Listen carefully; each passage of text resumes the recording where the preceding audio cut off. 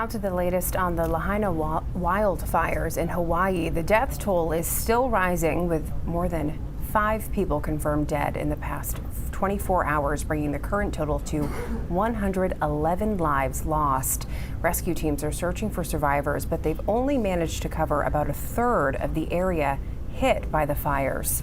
President Biden says he'll visit the island of Maui on Monday to meet with first responders and family members who've lost loved ones.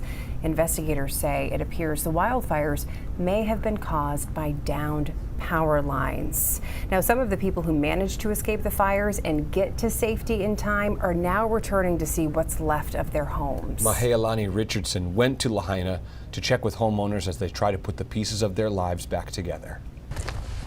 62-year-old Helen Ka'ai walks to her home in the Kilauea Mauka neighborhood overlooking historic Lahaina town. It's a short walk with her husband Howard, but in the hot sun and their fatigued bodies, the journey is difficult and blocked by barricades. We're just doing what we have to do.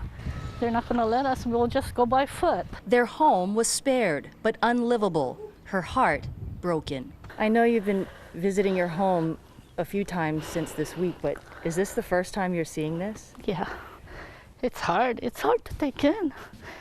You know, just seeing all this devastation. I don't know what to think. We grew up here. This is home to a lot of us. She says she couldn't look until today, more than a week after the firestorm. Sitaleki Ika walks to his home. For him, each way takes half an hour. It's an emotional journey. Make me cry. And